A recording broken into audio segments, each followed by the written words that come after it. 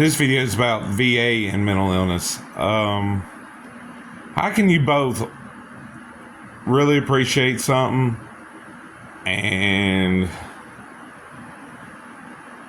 are really, really, really frustrated at the same time?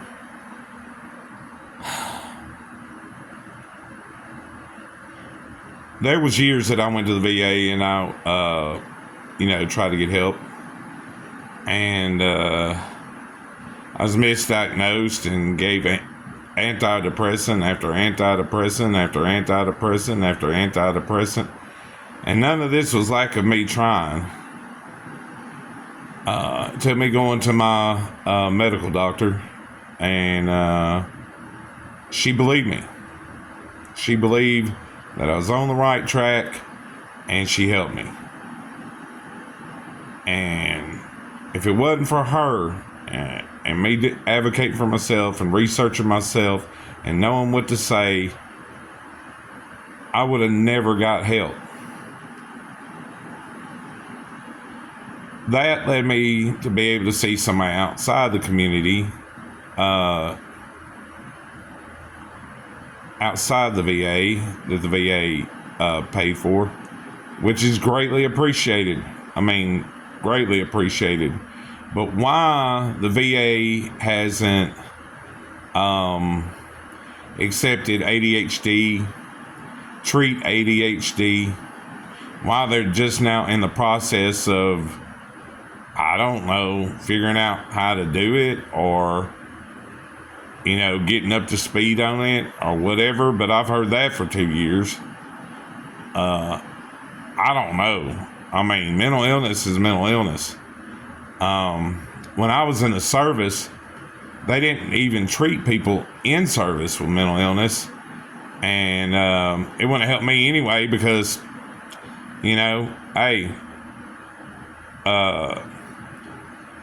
may have been able to treat my depression and anxiety, which may have helped me more, but it wouldn't have fixed the ADHD part. And heck, I wouldn't have probably even known about the ADHD part back then. And being twice exceptional with it, which sounds great, but really makes ADHD itself more complicated and harder to diagnose.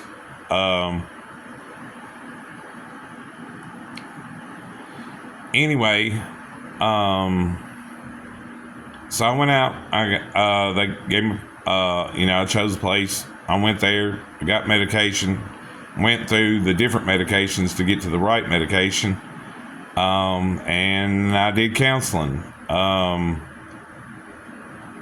But man, the community process is pretty darn bad about them approving things, and if you have to change things and go somewhere else, man, is it a pain, and man, do they make mistakes with authorization. Oh, it's horrible.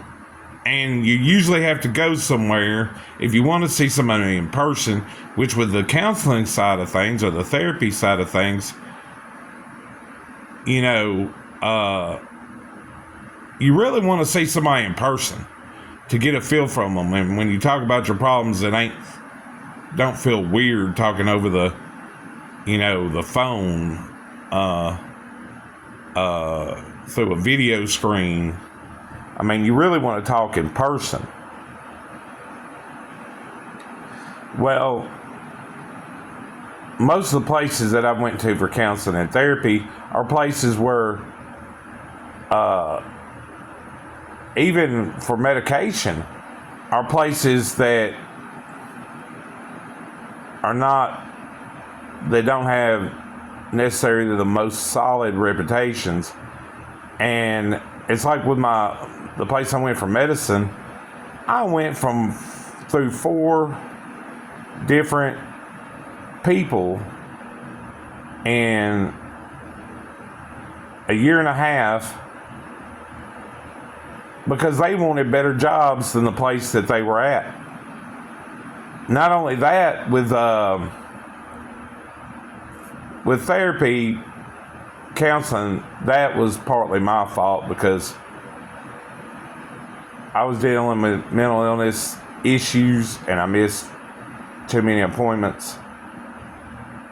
But it was all the way across, like way out of the way when there's a lot closer places. And sometimes when you're having mental illness issues,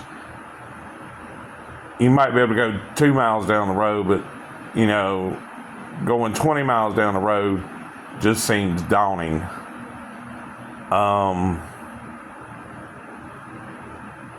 And it depends on your mental health issues also. Some make that harder than others.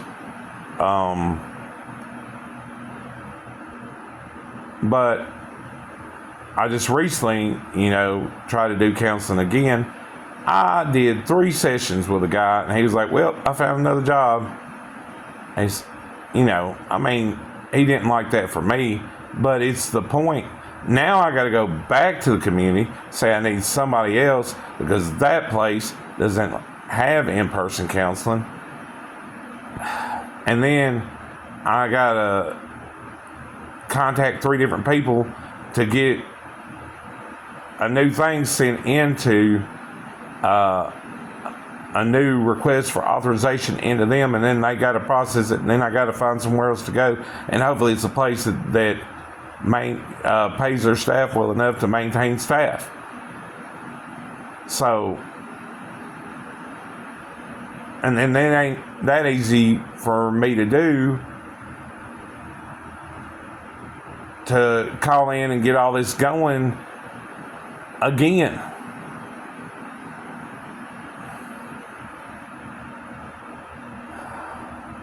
So I'm thankful for the VA, and I wish they made it easier to get the help that they need, and I wish you didn't have to go to the community to get this kind of help, that the VA had this kind of help themselves. So that's just, what I have dealt with, and I'm not claiming to be the only one to have dealt with it, and there's probably people out there that's had a worse time with it than me, because mental health should be more advanced than what it is anyway. It shouldn't be as much of an educated guess type system that it is. It should be more connected to medical. There are things they could do if you're like your doctor and your psychiatrist, were looking for things in blood results and different kinds of scans to help make the educated guess better. But they're just not doing it. Something as simple like folate in your blood, if it's at a low level, can indicate you may have ADHD if those folate levels are low. And there's other things. I could go in a lot of detail. I'm just saying, this whole thing could be more advanced than what it is. If there was more collusion, there was, insurance companies were more willing to have all this done before you even start seeing a psychiatrist. If your medical doctor knew what to look for in blood results about the mental side of things, and he could pass that on to the psychiatrist, even those things right there would make an improvement.